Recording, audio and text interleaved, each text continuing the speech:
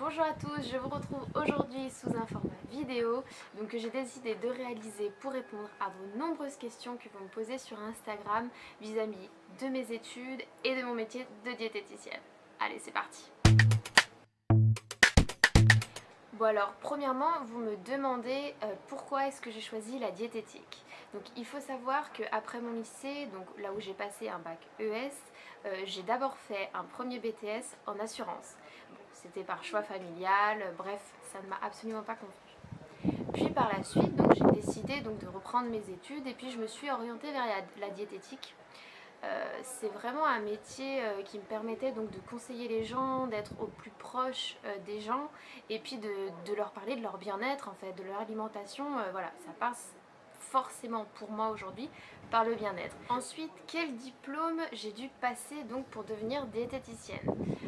Il faut savoir déjà que la diététique, on ne devient pas diététicienne en passant un diplôme par alternance, c'est pas possible, c'est une formation continue, voilà, il y a déjà énormément de choses à voir, donc si on travaille en même temps, je pense que ce serait très très long.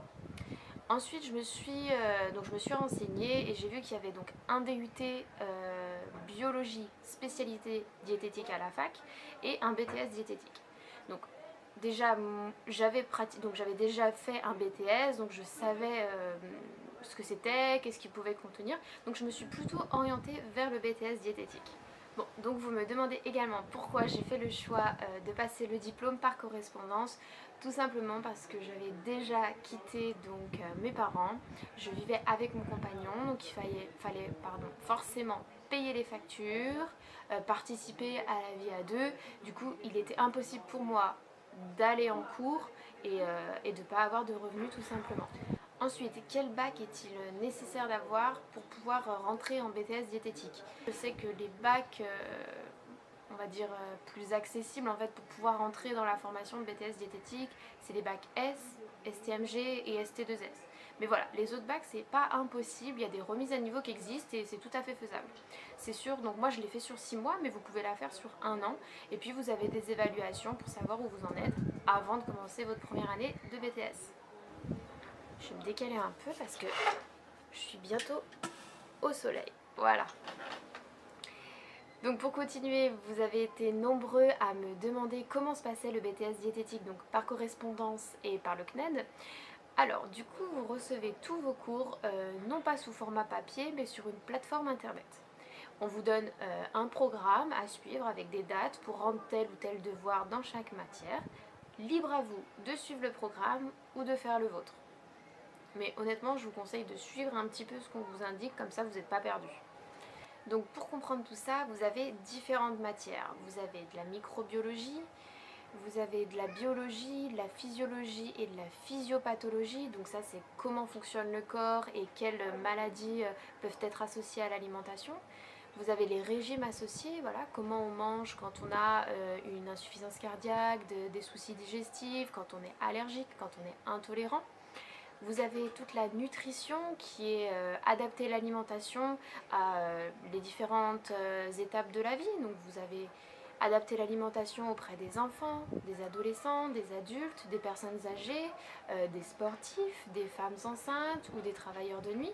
Voilà, c'est toutes des personnes qui ont des besoins différents. Vous avez également une matière qui s'appelle éco-gestion parce que vous avez besoin par la suite, si vous décidez de vous installer seul en cabinet libéral, de savoir gérer cette installation.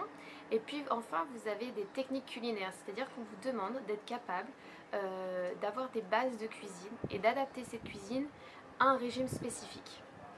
Ensuite, vous avez de nombreux stages à réaliser en BTS diététique. Donc, c'est aussi ce qui fait la richesse du BTS, de mettre en application ce qu'on apprend en cours, c'est super intéressant. Ensuite, vous m'avez demandé aussi ce qui avait été le plus compliqué pour moi. Je dirais que ça a été dans la gestion des cours. Il faut à la fois être le prof et à la fois être l'élève. Donc c'est-à-dire qu'il faut organiser ses cours pour ensuite les étudier et donc passer du temps à l'étude par la suite.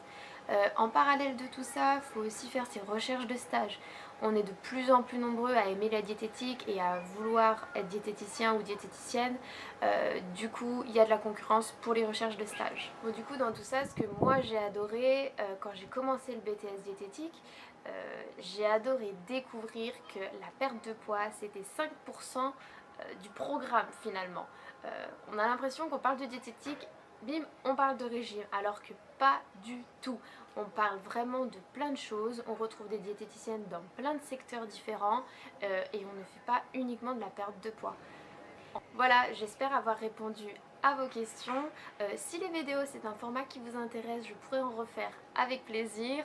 En attendant, on se retrouve sur Instagram. À bientôt!